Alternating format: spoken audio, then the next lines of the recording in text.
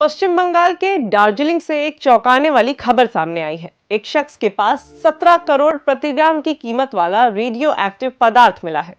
और ये शख्स कोई आम शख्स नहीं बल्कि बंगाल में सरकार चला रही ममता बनर्जी की पार्टी टीएमसी की नेता का पति है। इसके पास न केवल रेडियो एक्टिव पदार्थ मिला है बल्कि डीआरडीओ यानी रक्षा अनुसंधान एवं विकास संगठन के कुछ सीक्रेट दस्तावेज भी मिले हैं। डीआरडीओ के ये कागजात कितने अहम हो सकते हैं, इसका अंदाजा इस बात से लगाया जा सकता है कि डीआरडीओ सरकार के रक्षा मंत्रालय का रिसर्च विंग है। डीआरडीओ डिफेंस टेक्नोलॉजी से जुड़े महत्वपूर्ण प्रोजेक्ट्स पर काम करता है और किसी दुश्मन के पास उसके दस्तावेज पहुंचने से देश की सेना और सुरक्षा के लिए बड़ा खतरा हो सकता है। पुलिस और सेना ने संयुक्त ऑपरेशन में इस शख्स को गिरफ्तार किया है और इसकी पहचान फ्रांसिस एक्का के तौर पर हुई है।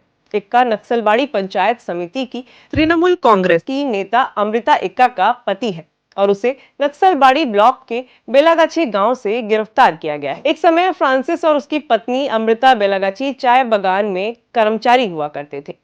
पड़ोसियों ने बताया कि फ्रांसिस पिछले कुछ वक्त से नेपाल के संपर्क में था और उसकी जीवन शैली भी बदल गई थी, यानी वो एकदम से ऐश से रहने लगा था। अब उसे गिरफ्तार किया गया है तो गिरफ्तारी न केवल स्थानीय स्तर पर बल्कि राष्ट्रीय सुरक्षा के लिए भी चिंता का कारण बन गई है। जिस रेडियो एक्टिव पदार्थ को एक्का के पास से बरामद किया गया है उसे कैलिफोर्नियम कहा जाता है। कैलिफोर्नियम छठा ट्रांसयूरेनिक तत्व है। ट्रांसयूरेनिक वो तत्व होता है जो पीरियोडिक टेबल में यूरेनियम के बाद आते हैं। अब जो कैलिफोर्नियम मिला है वो कितना महत्वपूर्ण है उसका अंदाजा इस बात से लगा सकते हैं कि इसके 1 ग्राम की कीमत बाजार में 17 करोड़ होती है। यानी अगर आपको 1 किलो यूरेनियम खरीदना है तो आपको करीब 17,000 करोड़ रुपए खर्च करने होंगे। ये तत्व प्राकृतिक रूप से नहीं मिलता है और इसे पहली बार 1950 में अमेरिका के कैलिफोर्निया विश्वविद्यालय में बनाया गया था और उसी वजह से इसका नाम कैलिफोर्नियम रखा गया है। आपको बताते हैं कि फ्रांसिस को पकड़ा कैसे गया था।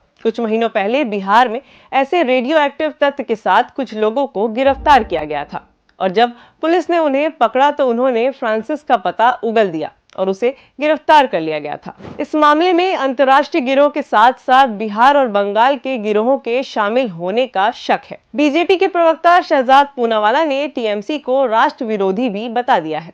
टीएमसी के एक नेता के घर से रेडियो एक्टिव मटेरियल जो बहुत ही डेंजरस और संवेदनशील और कुछ राष्ट्रीय सुरक्षा से जुड़े हुए डीआरडीओ के संवेदनशील कागज मिले हैं। ये कागज राष्ट्रीय सुरक्षा से जुड़े हुए हैं। कैसे ये कागज वहां पर पहुंचे, कैसे मटेरियल वहां पर पहुंचा, कैसे वहां पर किसी को भनक नहीं लगी, क्या ये मिलीभगत है या ये इनकॉम्पिटेंस है, जो भी है टीएमसी पर बड़े सवाल चिन्ह खड़े होते हैं। तो इसके ऊपर एक निष्पक्ष और बहुत ही गहरी जांच की आवश्यकता तो है ही, पर सवाल ये बनता है कि टीएमसी का हाथ हमेशा ऐसे लोगों के साथ के जो देश विरोधी है, जो राष्ट्र विरोधी। फिलहाल पुलिस और सुरक्षा एजेंसियां इस मामले की तह तक जाने में जुटी हुई है। सवाल यह है कि फ्रांसिस एक्का के विदेशी संगठनों से क्या कनेक्शंस थे और ये रेडियो एक्टिव पदार्थ कहां इस्तेमाल होने वाला था।